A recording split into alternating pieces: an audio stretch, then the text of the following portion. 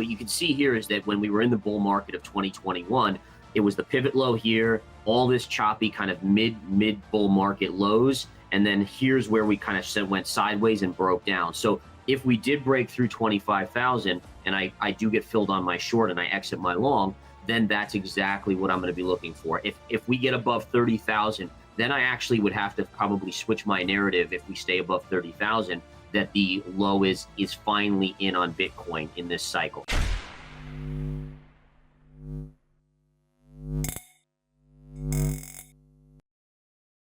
Hey guys, welcome back to Library of Wealth. Today we have seasoned trader Gareth Soloway giving us the latest update on Bitcoin and the current state of the crypto market. He believes Bitcoin is still in a bearish trend until it reaches the pivotal level of $25,000, which is where he would start shorting Bitcoin. Although he currently has a long position in Bitcoin, he plans to exit and flip to a short position once it reaches this level. Soloway emphasizes the importance of being cautious and watching for major levels like 25 and 30,000 before making any major decisions. He believes there is a wall in front of Bitcoin that has yet to be broken, which could result in a stall. He also believes that the low for Bitcoin in this cycle has not yet been reached. Let's check out the latest interview with Gareth Soloway. Don't forget to hit the like button and subscribe to the channel if you enjoy the content we do here. Let's get right into the video. Gareth, I want to play you something from the last time you were here, if you'll allow me.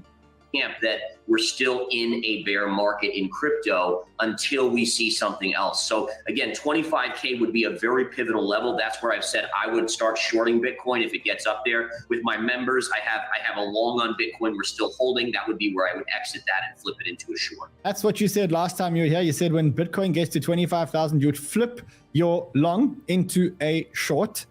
Bitcoin has tested that 25,000 level multiple times. Are you a man of your word? Are you a man of your word? Are you going to flip your long into shorts, or are you going to keep on riding this beautiful, juicy bull market? So the answer is yes. I'm going to end up doing that. I haven't done it yet. I keep on thinking it's going to get up to about 25.3 to 25.5, and so I haven't been able to get filled on the exit yet. But the answer is yes, and I've also been alerting members to unload and start shorting different things. We shorted some Avalanche over the weekend. We started kind of dipping our toes into the water on other cryptocurrencies out there as well on the short side. So the key is this, is like, listen, could we break through? And you're right, by the way, you were saying, when we're hitting 25,000, are we chipping away at that? And the answer is yes, but it's also right to say that you still have a wall in front of you, which is 25, that we haven't broken yet. So the question is, which one does it turn out to be? Does it turn out to be the breakout where we can get to 30,000? Which is the next major level, or does it stall here and it's unable to break through this epic 25,000 level? Again, right now, I'm not a believer that the low is in just yet, but if we got above and stayed, and this is the key, it can't just be one day where it pops above. You need to see it establish itself above 30,000. If it does that, then I think you have to start talking about that we are in the midst of a new bullish market. You can see the channel that we're in too, right? So not only is it that flat top at around 25,000, but we also have this upsloping kind of channel that we're in, and we're hitting the high end of that, right? So if we come down and if we can take out 22,000 to the downside, you have no major support until you get down to about 18,003 to 400. So that gives you at least about 7,000 on the downside before you hit major support. And that's assuming that we don't break that at some point and start heading back to the lows on the chart. Soloway notes that Bitcoin is currently hitting the high end of an upsloping channel, and if it breaks below 22,000, there's no major support until around 18.4, which is a potential downside of about $7,000. He also tests the resistance levels for Bitcoin and Ethereum on their respective charts. You can see clearly it continues to run into major resistance. The 25,300 level continues to be the level that I have on the chart that is a sticking point for Bitcoin.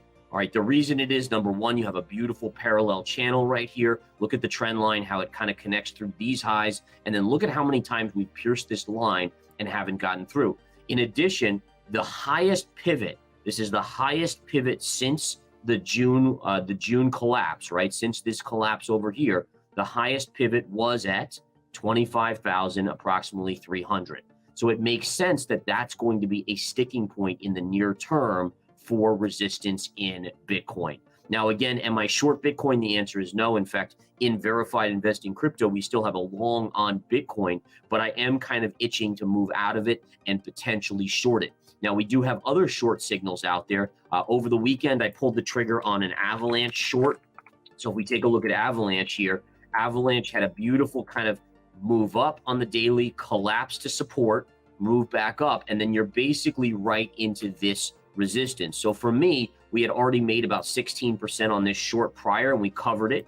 Now it had gone right back up to where we shorted it before into resistance. I said, you know what? Let's try a good old-fashioned rinse and repeat. And the idea there is that it's double top, resistance, and also the Bitcoin chart is at resistance. So what I'm doing here, folks, is I'm using Bitcoin as a proxy. All right, so if Bitcoin breaks above that, then that would be a bullish thing for other cryptocurrencies. As long as Bitcoin doesn't break above this area that I've just shown, then in general, that's a negative for other cryptocurrencies. All right, so that's that one. Let's go to Ethereum here, see what Ethereum has in store for us. Now, Ethereum continues to have kind of the same channel lines up here. There's a lot of resistance. The positive on Ethereum, you could make a case that it's making bullish consolidation. It's not the prettiest, right? By no means is it the prettiest bullish consolidation, but it would be classified loosely as bullish consolidation. Now, what does that mean? Well, it could mean we have one more move up to maybe around $1,785 before we hit major resistance. All right, so again, keep an eye out for that. That is a possibility on ETH that you could have one more move up.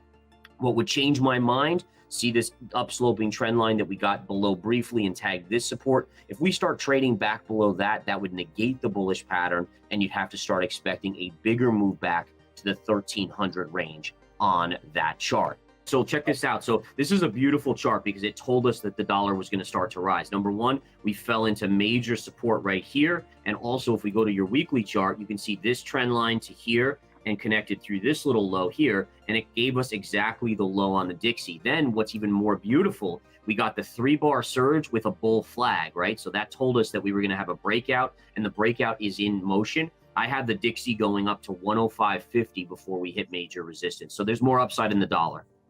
If you zoom out a bit on the, and you go bigger time frame, do you see the Dixie going back down to under 95, 96, or do you see the dollar going back up to around the 114 area? What would be your prediction if you looked at the charts?